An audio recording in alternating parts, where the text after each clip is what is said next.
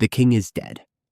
Word travels through the palace in whispers, and if you served him, if you poured his wine or guarded his door or sang for him in the long evenings, a cold thought arrives with the news. In the very earliest days of Egypt, when a pharaoh died, the people who served him in life did not simply mourn him and move on.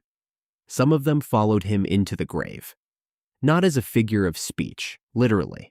So before you grieve too loudly, understand what loyalty to a god king could actually cost. Because in the first dynasties of Egypt, the line between serving the king and dying for him was thinner than you'd ever want to know. Start with the belief that makes all of this make a terrible kind of sense, because without it, none of it does. To the Egyptians, the pharaoh was not just a ruler. He was a living god, and death did not end his reign, it relocated it.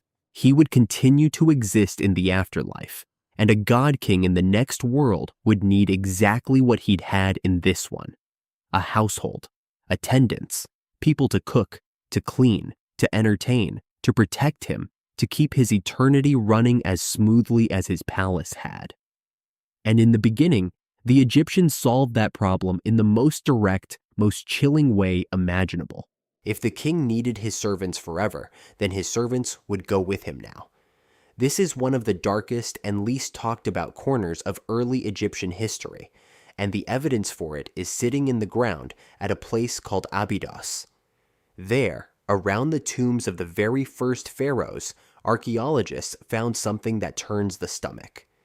The king's burial was not alone. It was surrounded by rows and rows of smaller graves.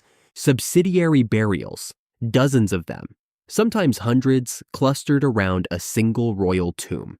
And in them lay the servants, the attendants, the retainers, buried in a single coordinated event alongside their dead king. Sit with the scale of that for a moment. Around one early king's tomb complex, there were not 10 or 20 of these graves, but hundreds.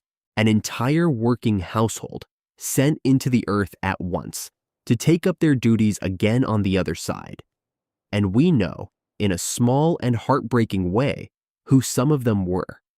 Many of these little graves had their own modest markers, simple stones naming the person who lay beneath, so the servants were not even anonymous. They were cataloged, remembered by name as part of the king's eternal estate. Among them were the people who had made a god's daily life pleasant, the attendants who dressed and fed him, court women, the dwarfs who had entertained the royal household and were clearly prized, given places of honor near the king. And around the edges, the animals, including dogs, laid down to guard and accompany their master into the dark. A whole living world in miniature, the court as it had actually functioned, copied straight into the ground so that nothing the king had enjoyed in life would be missing in death. So how did they die? This is where it gets genuinely unsettling, because the evidence suggests these were not natural deaths that happened to line up. The graves appear to have been filled at the same time, sealed under one continuous covering, which means these people died together, on schedule, to accompany the king.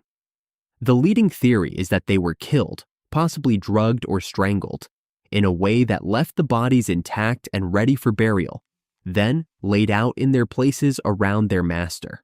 We're talking about a court being put to death, so it could be reassembled in the afterlife.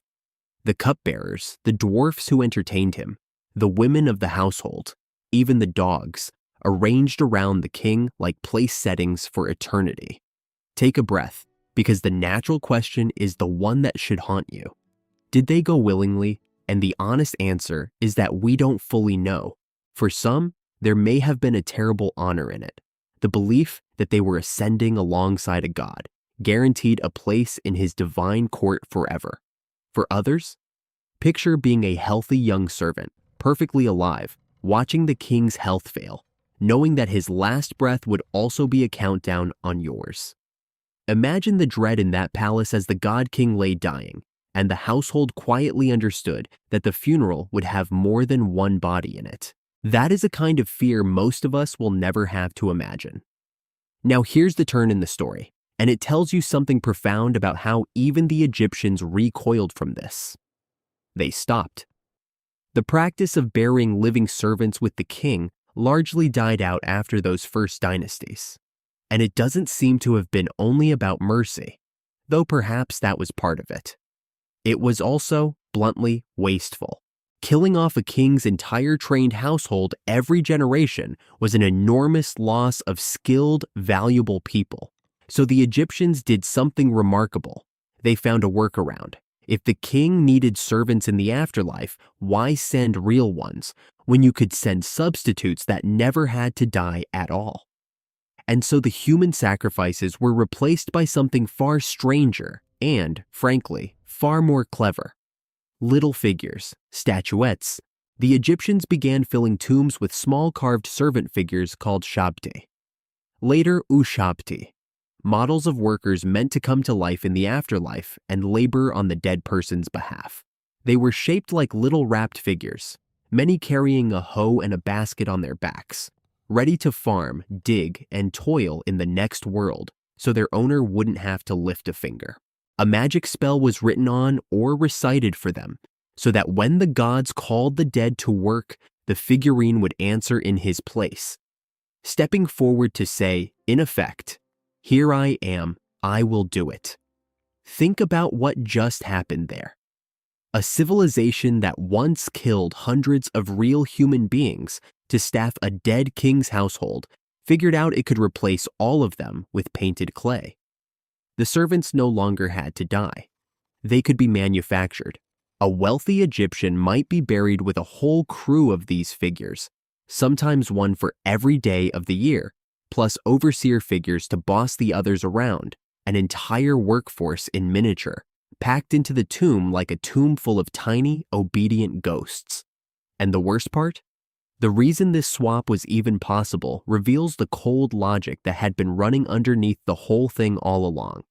The Egyptians never stopped believing the king needed servants in eternity.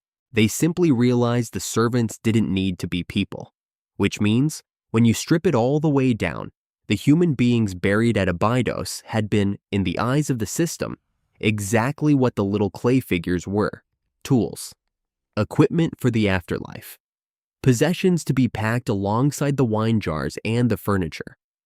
The shift from killing real servants to carving fake ones wasn't a change in how Egypt valued those lives. It was a discovery that those lives had been replaceable by objects all along. The figurines weren't a step up from human sacrifice. They were a confession of how the dead king had seen his people from the start. So that's what happened to a pharaoh's servants when he died. In the beginning, the loyal and the unlucky followed their god king straight into the grave, killed and arranged around him so his eternity would never want for a servant's hands. And when Egypt finally decided that was too much, it didn't decide those people mattered more. It just decided clay was cheaper. The little figures in the museum cases, the ones that look almost cute, are the polite version of a much older and much darker idea: that when a god died in Egypt, he did not go alone.